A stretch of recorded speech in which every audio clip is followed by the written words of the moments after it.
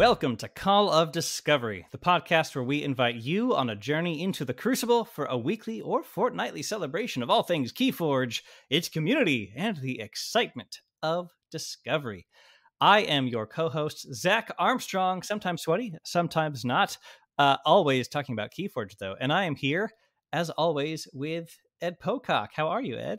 Hello, Zach. Yeah, I'm doing well, thank you. I'm doing very well. The Archons have smiled upon me, and it is a good day. That's fantastic. I mean, sometimes that can go either way, though, because sometimes when the Archons smile upon you, they want you to join their little, 36-unit team, and then you have to go into battle for them. So, I mean, if that's going to happen, that could be a rough couple of months for you. But that's fine, Zach, because the lore very clearly explains how Archon battles follow through into KeyForge in the wider world.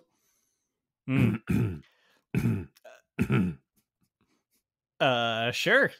Yeah. I mean, I know I wouldn't want to be, just hit by board wipes over and over again and then resurrected. That would get awfully tiring. It would do. It's almost like it doesn't make sense. Just let me live in the discard pile. It's perfectly comfortable. There's Dexter and Bad Penny are never there, except when they did get discarded. Like it's fine.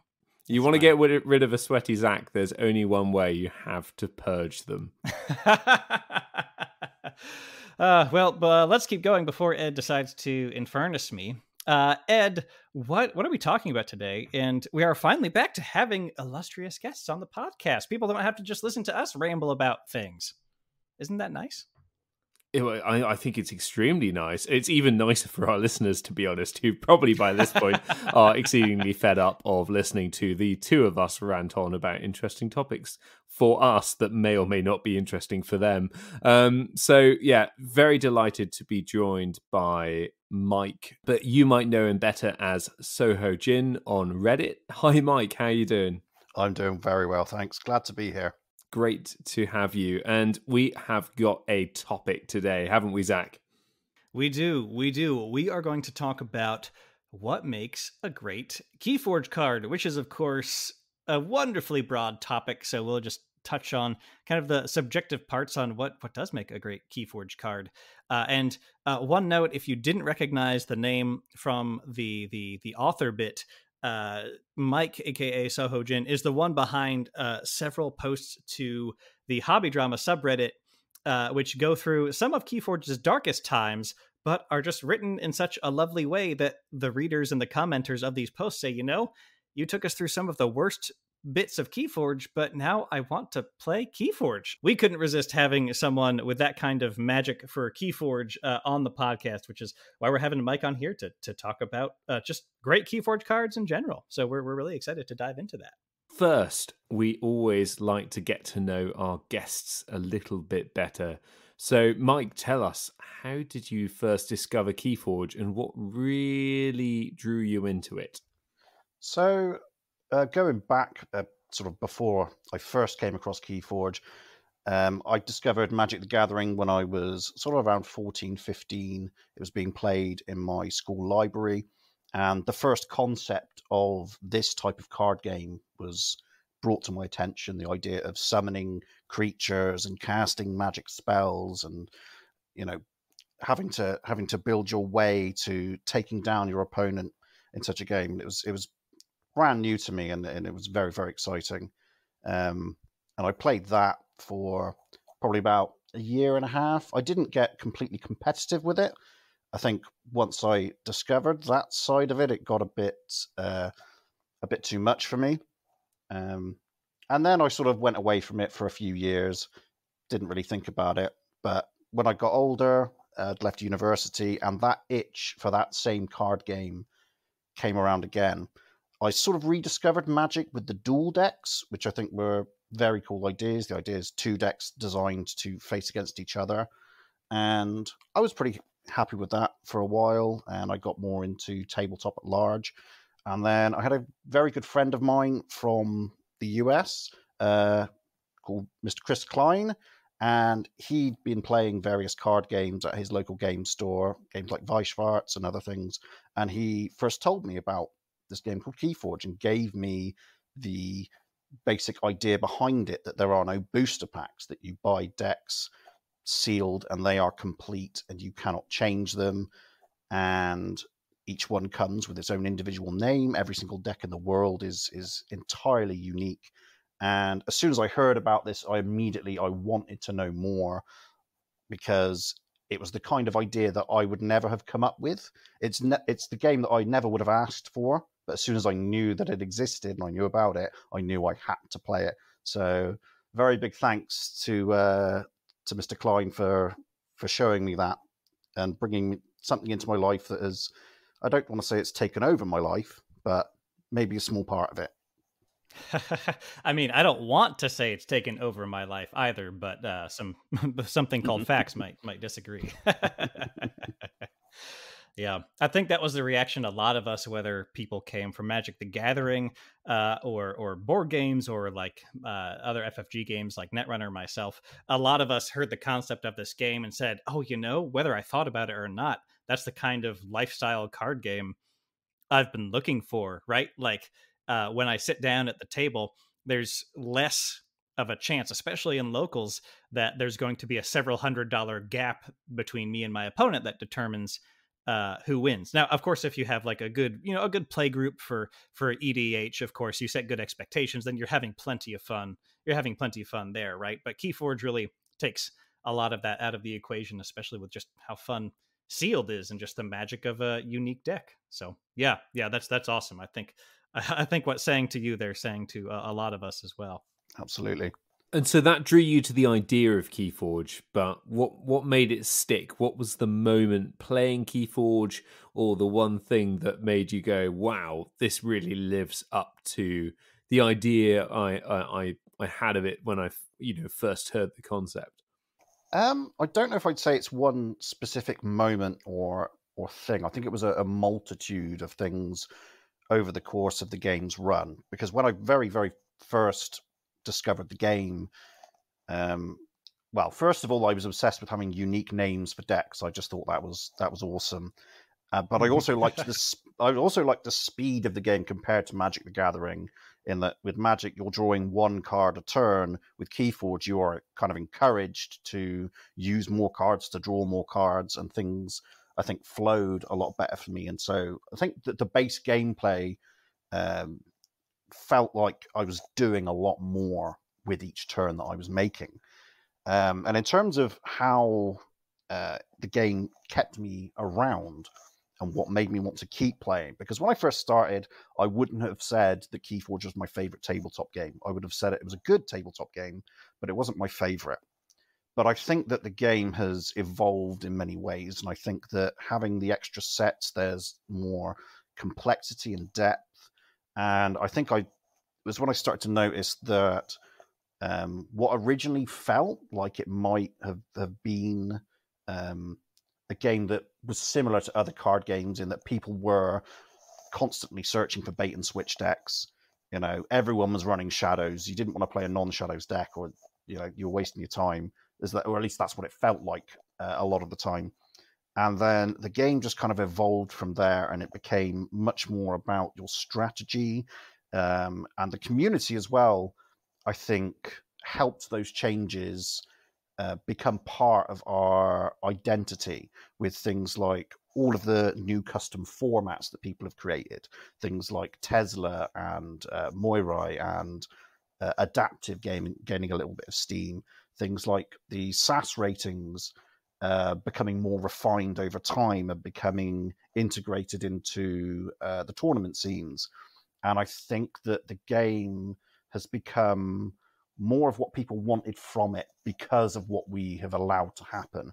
The idea of the jungle, as Richard Garfield has put it, I think people, want it to be that. So we are doing everything we can to bring it to be that. And whether or not it is quite there yet, whether or not it is in the jungle, as the initial promise would say, I think is subjective. But the game keeps getting closer and closer to it. It keeps becoming less of the amusement park with each new set, with each new series of formats that people have come up with. And yeah, I think that the game has just gone from strength to strength, and has given me more reason to play it, not as just a silly little card game with random decks, but as something that's really worth spending time looking at and thinking about. Listener, anyone wondering what Mike's metaphors are about with the jungle on the amusement park, definitely be sure to check out Richard Garfield's letter at the end of the KeyForge rulebook. If you haven't read that, definitely go do that. I'll make sure to link that in the show notes. And it's going to be interesting to see to what extent, when we go back to high level play in person run by FFG, to what extent FFG embraced the jungle, embraced those weird and wacky formats and variants, because the shadows centric view that you said that KeyForge kind of started out at, as it is in a way very Archon solo centric, and here's to hoping that truly FFG embrace lots and lots of different formats in the Vault Tours of tomorrow and everything. But you mentioned about sets as well, Mike. Do you have a favorite set? Well, see, if I were to order the set, shall I order them and kind of just say how they are? Because my favorite set is Mass Mutation. I would say that's closest to. I think the enhancements are a big part of that. I don't think they're everything to do with it, but I think Mass Mutation has a lot of these kind of crazier effects, and I don't know. I think it's difficult to describe, but it feels a lot. It feels very interesting. I've been very excited opening Mass Mutation decks to see kind of weird combinations of things that I have. But my second close favorite is actually Age of Ascension, which I know is a controversial pick, but that for me is a close second. And then Dark Tidings. I do really like Dark Tidings. I've liked it. The more I play Dark Tidings, the more I like it. And then Worlds Collide. And Kota in last place, although that's not that I dislike it. It's just a little bit simpler compared to the others. But I still really enjoy Kota as well.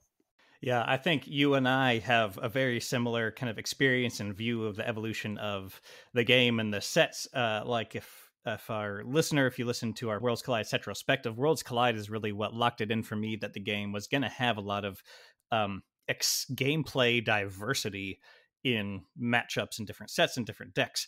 And especially, like you said, with Mass Mutation, Mike, Mass Mutation just, gosh, you already have unique decks. Some play similar, some don't. Like, all are, worth at least exploring. But then you put enhancements in there, and you get tricks and things that almost no other cards can do because of how the enhancements fall. I'm still looking for that 3 amber 2 damage pip Key Frog. So if anybody has that, feel free to just send it my way. I think my luckiest enhancement pull is a Demo Thief with 2 damage pips, because if you want to, you can just immediately destroy it and steal an amber. If that's better for the situation, it's a 2 power creature with elusive. If you want to just kill it off to steal an amber, you can. If you want to use it for other means, you can do that as well. Yeah, that's fantastic, because you could pop wards, target another creature, or just steal one. That's great. Part of the reason we got you on today, not our topic, of course, but they are your stories about KeyForge on the HobbyDrama subreddit. It is essentially almost reality TV, going through, here's all the messy details of this drama in this hobby. But your posts have turned people on to KeyForge, even though you've highlighted things like the Archimedes ruling and the Las Vegas Vault Tour, all these sorts of things. What was going through your mind when you decided to go start putting these posts together? Well, because strangely enough, my goal with these posts was to bring attention to KeyForge at large. I do think that out of all the things the game accomplished, the advertising isn't very widespread. A lot of people don't know about it. And I was searching for a way to do that. And I considered all these different things. I'm thinking, okay, you've got tabletop-based subreddits and communities. You've got people here, people there.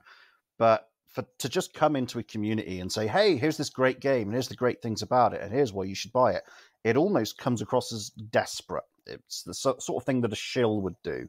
Someone who's only in it to just kind of get something else out of it rather than actually wanting to build community. But being such a lover of the game and wanting more people to play, I kept thinking about ways to do that. And then I came across the HobbyDrama subreddit, which is a great place with various other articles. And I realized immediately that there were certain things I wanted to talk about that would be applicable for this with KeyForge. And I guess I just considered that maybe if I keep reiterating that these are issues that were resolved and that we're back in the day, and also reiterating, I think I start every single one of those with the sentence, "I love KeyForge," and then say, "But there were troubling times." And I think that may have helped people to realize that this was coming from a place of passion. And I've received various messages from people on Reddit saying that they picked up the game because of me. That one of them was saying that his I think it was his wife was reading the article out to him and he was laughing about it. And in my head, I'm thinking, I didn't imagine anyone would be doing this, and then said, oh, and then we went to buy some decks. We thought it sounded interesting. We thought that, try out these crazy combos. And so, yeah, it seems strangely ironic that posts that would come across with a lot of the dark times that KeyForge faced would actually get people into it. Most of the responses that I got were very positive. There were a couple of people that said, "Oh, look at this! He's telling us how bad the game is. It must be bad." But I think most people kind of understood that this was, I guess, being honest. I think people are more willing to accept something or to understand your passion if you can be honest, if you can look at the flaws and the faults, and without putting something across as, oh, it's the perfect game, there's never any problems with it.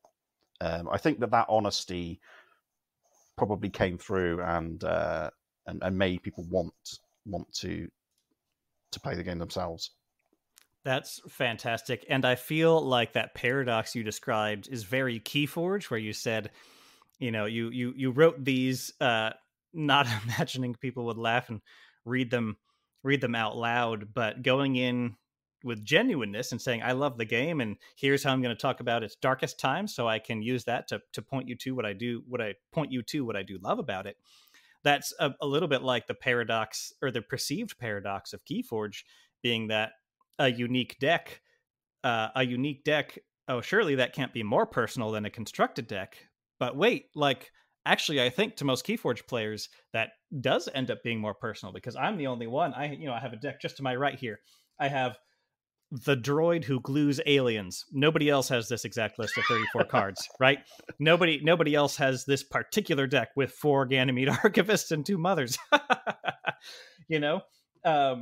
And no matter how strong that deck is, it's one of a kind. And I think that genuineness, that's something people value, right? Brands try to do that well in marketing. So for a community member to go, hey, I love this game, here's one of the darkest bits, and here's how I can show you the best bits through a story with some of the darkest bits that you're also going to hopefully be entertained at. That's such in the spirit of KeyForge, and I love that people have gotten into the game through reading about all these things. That's awesome. Yeah, I was super happy to have had that response. I couldn't quite believe that so many people were messaging me saying, yeah, we started playing the game now. It's great. Thank you for showing it. And I'm like, oh, okay. I've done something for the community at least. I've helped out somewhat. Oh, that's brilliant. That's brilliant. So let's shift now to our main topic, which is, of course, what makes a KeyForge card great. And we would be remiss, first of all, not to discuss really what does great mean here. Does great mean formats? Does great mean as a card game in general? What does great mean here? What do you think, Mike? So my definition for a great card is something that is exciting and interesting, the kind of card that at least for a lot of people, they're going to either have fun using it, they're going to like seeing it, they're going to want to play with it and find things out. It's not necessarily going to mean that it's a super competitive card that's really overpowered. That's, I think, a very, very different topic. You can have cards that are extremely good, but maybe aren't as interesting or don't do wacky things that other much beloved cards do. So card power doesn't necessarily equal a great card, and something that's good in Archon isn't necessarily great overall. Zach, do you share that sentiment? I do, and I think there is an appropriate amount of subjectivity around it, right? Like, for instance, I would call Bad Penny a great card, not because of, Bad Penny's just effect if it's not synergizing with anything in the deck, but one because of how iconic the card is. Everybody knows Bad Penny. The evolution to Rad Penny was celebrated, right? And Bad Penny shows off the most bonkers, most KeyForge parts of KeyForge when that card is synergizing with other things, when you've got ping damage and things rewarding you for getting creatures destroyed, right? Like a Soul Snatcher, an autocannon, and a Bad Penny. So you play Bad Penny, she takes a damage, you get an amber, she goes back to your hand, and you just do that 6 times per turn, right? So Bad Penny would be a great card for me, but there's plenty of people who go, no, Bad Penny's not a great card because I'm just annoyed when I play her, right? Because a part of being a great card might just be an exciting card to play, whether it's straight powerful or just entertaining or exciting. That can be another dial for it, right? Because I know some loyal listeners will be rolling their eyes at Bad Penny because they've never really just derived that enjoyment from that card. I think if you open an AOA deck with 4 Bad Pennies, as I have, you wouldn't have as much of a positive experience with that card. Yep. Yeah, that's very true. That's very true. And I will say, in defense of the Bad Penny detractors, that I probably have discarded Bad Penny more than I've gotten to use her in a lovely combo. However, my daydreaming hours about using Bad Penny in amazing combos are immense. Which is awesome. And I guess there we have to start thinking about those cool and awesome effects and how they interact with the design space of KeyForge, and whether that design space that's open to KeyForge makes what a great card is in KeyForge different than what a great card is across different card games. So I guess if we start this off by talking about, we talked about powerful and not so powerful, but what about situational cards? Can situational cards be great cards, or are they just situational? I believe that situational cards can indeed be great cards. Yeah, I think situational cards do get to be the exciting ones. Is what I'll say about that. Where you get to craft the state in which the situational card is highly effective. But there's a fine line there, isn't there, between it being a feel bad card 99% of the time and a feel good card 1% of the time. You need that dynamic to be balanced for it to be a great card to play and to feel like you're playing. Yeah, I agree, definitely. And I think another entire category that certainly KeyForge cards get some great notoriety and achieve some greatness in, right, is the art and the flavor. I've been surprised at how well the Crucible, even though it's very much everything in the kitchen sink excuse for our own IP to take anything, I'm way more charmed by the Crucible than I ever thought I would be after reading about it initially. We've had some novels and things, right? So we don't have big stories like some of the other card games do. But it's very charming, and the creatures and the beings and the societies in the Crucible do have some substance that, if you're into the game, like it starts to make sense. And I think some cards, what are some cards that you two love for that reason? Maybe they don't have gameplay effect, right? But like, what are some of like the thematic great cards that you all have come across? In terms of theming, I think probably my favorite card from that would be the pairing of Igon the Green and Igon the Terrible. Yeah.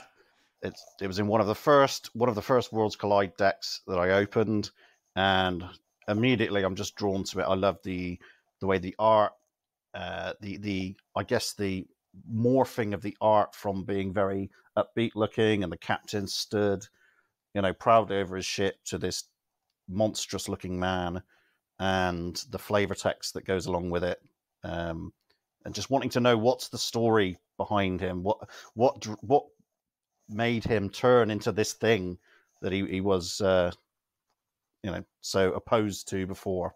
I'm going to go something that is more similar to pop culture that we've already seen, and that is Fagin and the Urchins. To kind of bring in the Dickensian side to House Shadows just made so much sense. And I thought it was fabulous, and it was an early flex for kind of what they could do with the algorithm and how it could look like, which means that Fagin decks will always have a special place in my heart. Yeah, and I do also I get a burst of enjoyment from cards that even if they're not highly powerful, are marrying that particular theme really well with their mechanics. Right? I think Fagin and the Urchins do that with Fagin recurring the Urchins reliably. And two cards that I love because of the board state you need for them, so they're particular and their theme is right on point with that, are Glorious Few from Call of the Archons and a few other sets, where you get you play an action card, you get 1 amber for every creature your opponent controls in excess of you, and then it's Star Alliance cousin Hold the Line, where it's the same effect except for drawing cards, drawing 1 card for every creature your opponent controls in excess of you.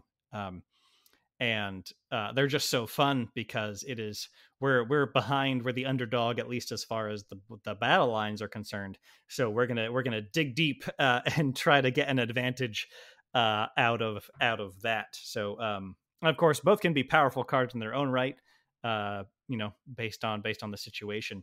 But I always enjoy those dramatic cards, right? That are the theme and situation all wrapped up in one. Wild Wormhole.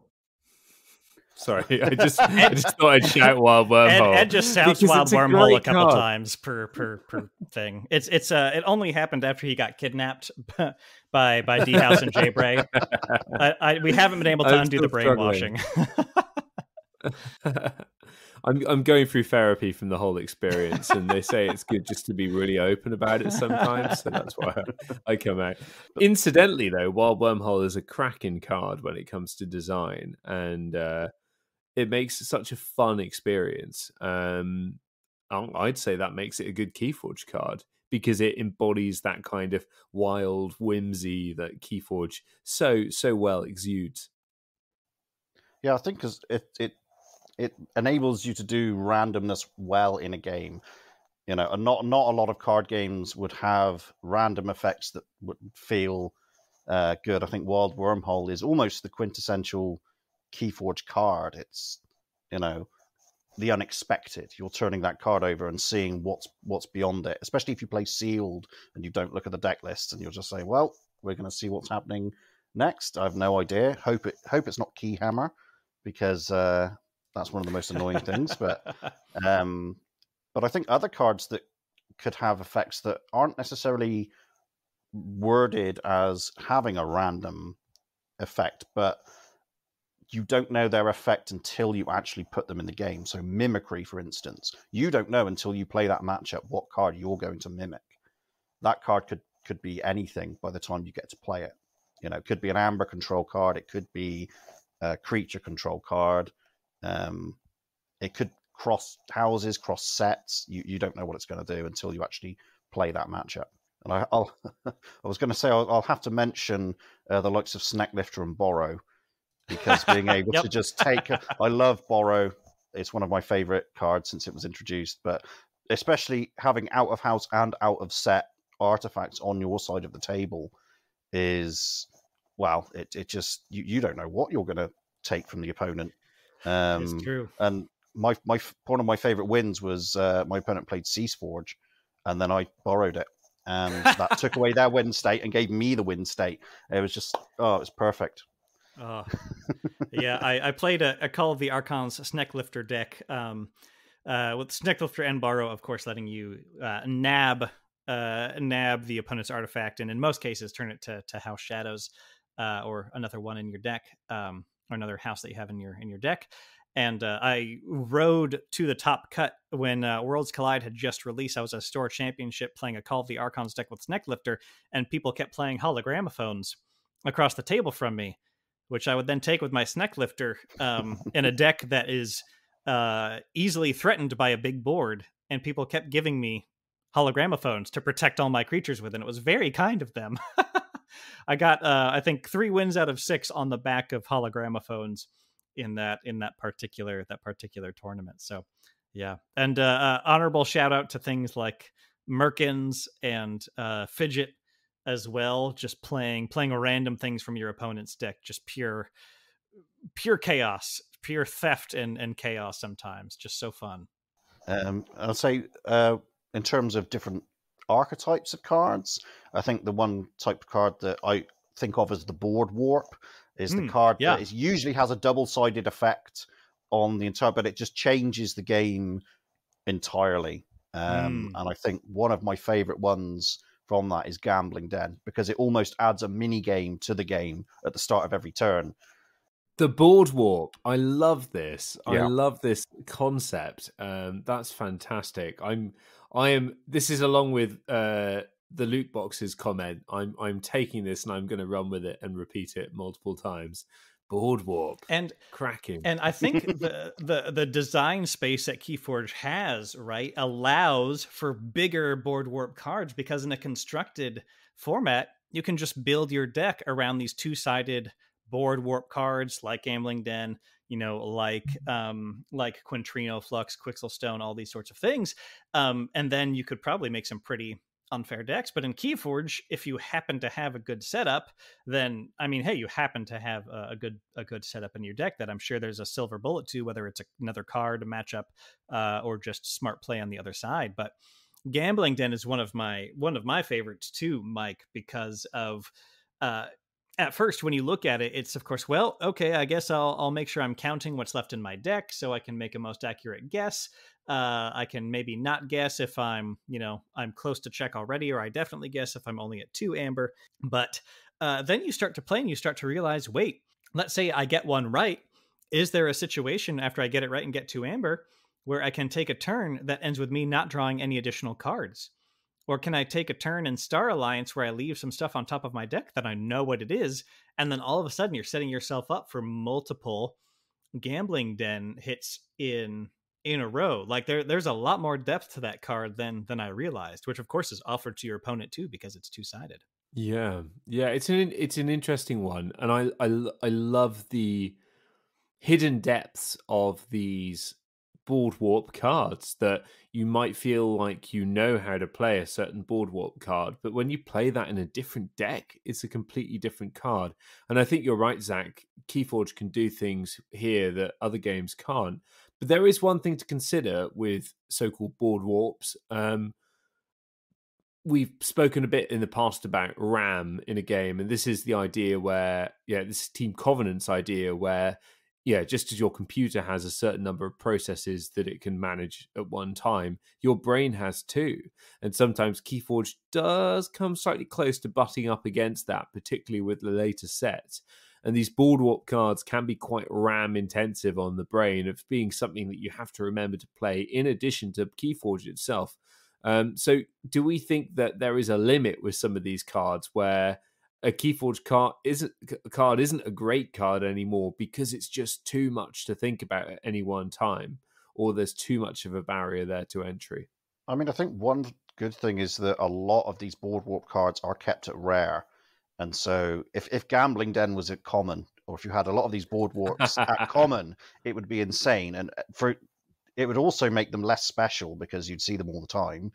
And I guess that if you had, I don't know, 6 different board warps in play at any one time, it would probably be too much. I think keeping most of them rare is the way to go forward with the design,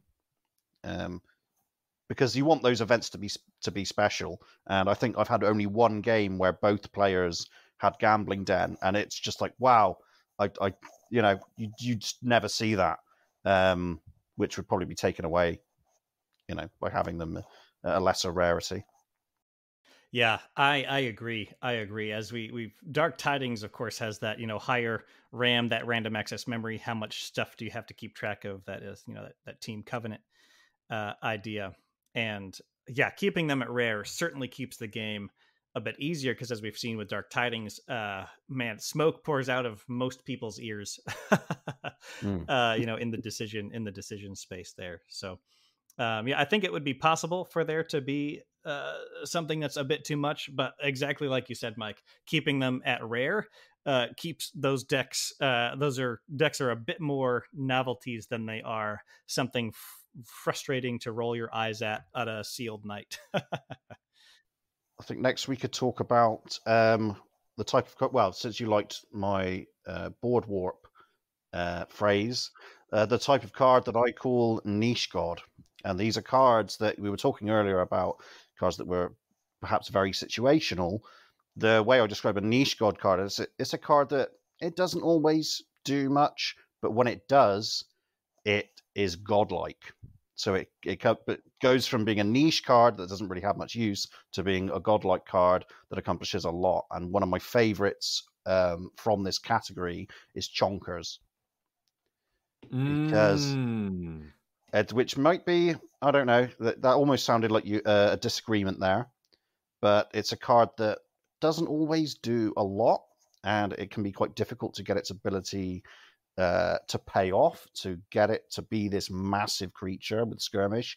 But when it does happen and it suddenly becomes this massive threat on the board, all of a sudden that entire game now revolves around Chonkers. Yeah, it's an interesting one. I guess for me it's Khalifi Dragon. I love the feeling of getting that out, but Right. I wouldn't say it's a great card. It's a really great concept, but I'm not sure that the card delivery is quite there. And I wonder whether Chonkers is in the same category here of maybe it's a little bit too niche. Maybe it doesn't fire quite as often as you'd like it to. But maybe that's my play style. Maybe I'm just someone that likes to have something that works a little bit more reliably. It can also be, I mean, I think Dark Tidings has introduced more cards that can manipulate +1 power counters. And yeah, you're right. So I think Chonkers is probably a bit more useful in this set. And if you've got those sorts of cards like Growth Surge, you've got Genetic Drift, the Fittest, it's probably a bit easier to get them to really push that card into the godlike status. And assert dominance as well. Assert dominance, that can help, definitely. But on the subject of more, I guess, not necessarily more competitive cards, although I think that this is a category that more fits that type of thing, that you're more likely to use this card to really gain some ground. As cards that I would call strategic centerpieces. They're cards, the types of cards that you find them in the deck and you think, right, what can I do with this? Because this has got potential. So a classic one for me would be Val Jericho.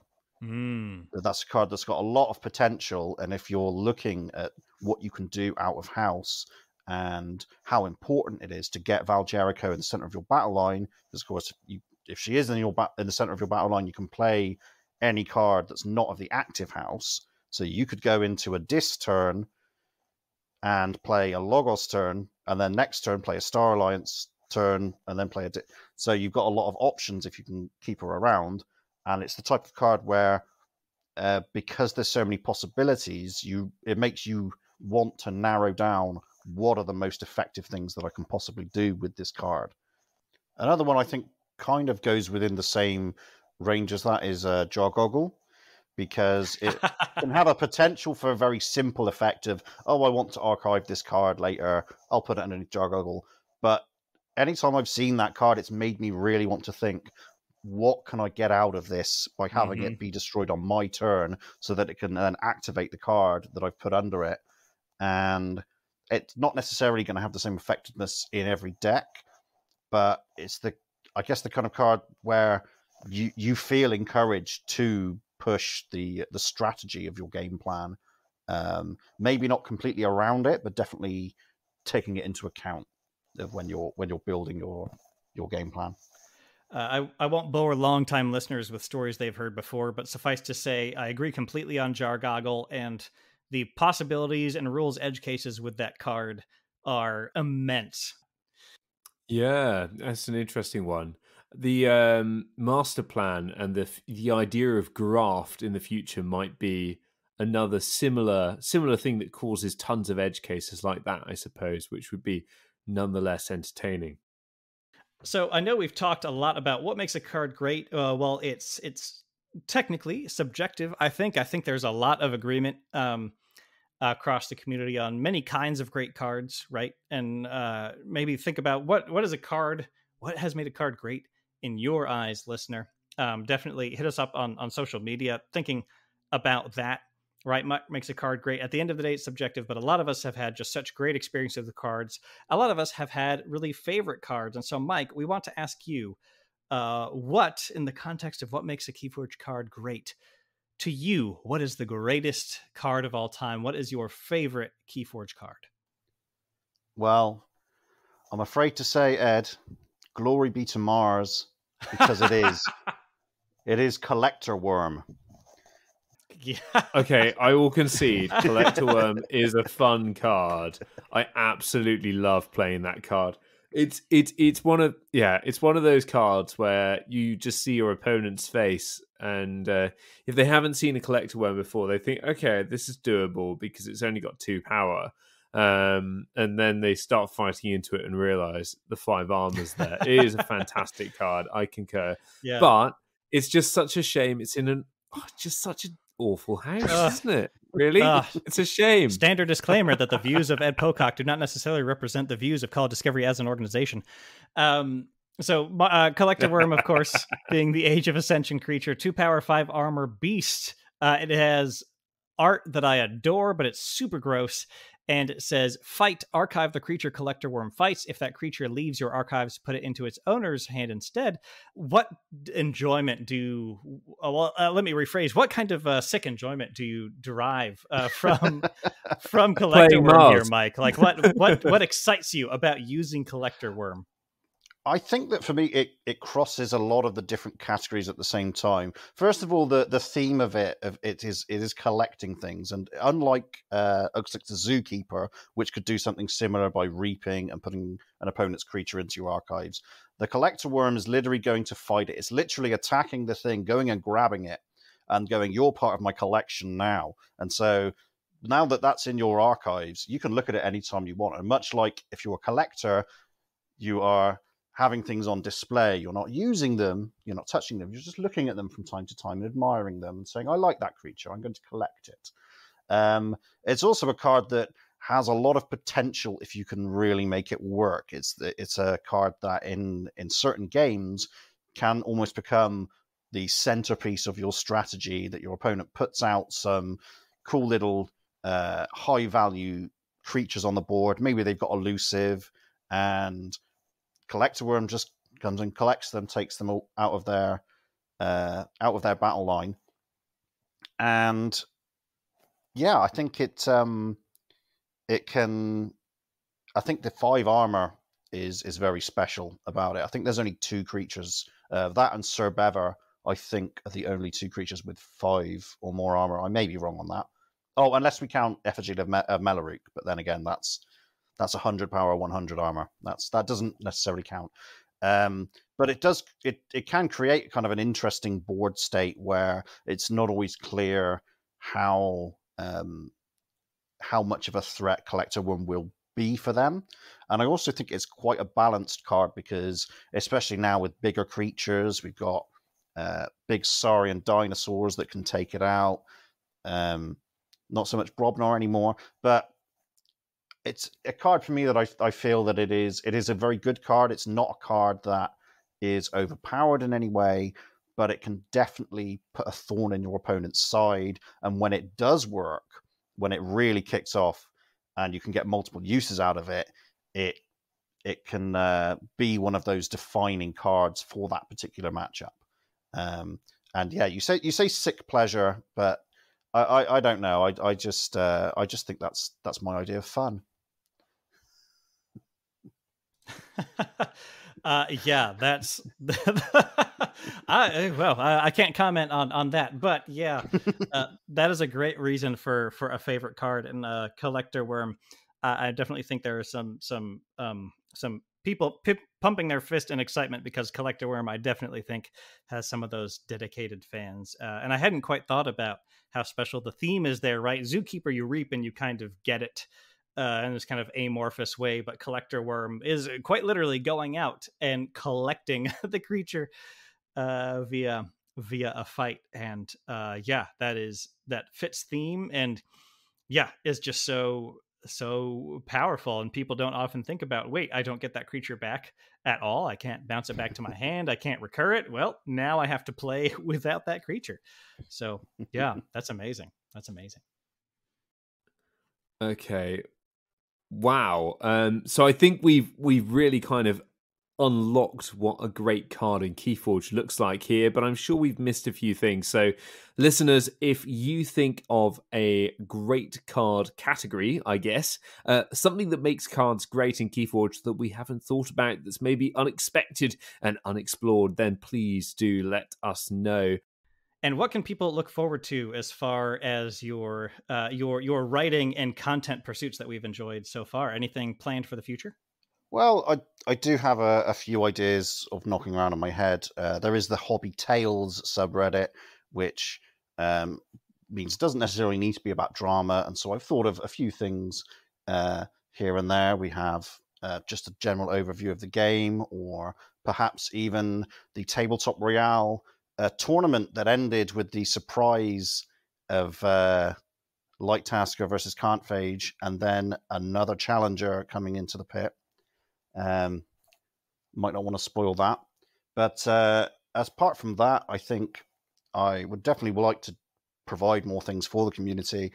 Got some various ideas about content that I'd want to make, whether or not it's on Reddit or whether it's a different format, maybe some gameplay on Crucible or something else around the subject of KeyForge. But I'll definitely be sticking around and trying to find my place here. Wonderful, wonderful. And dear listener, if you are enjoying Call of Discovery, please do subscribe on your podcast app of choice, or YouTube. Actually, we're putting episodes on YouTube now, which is very exciting.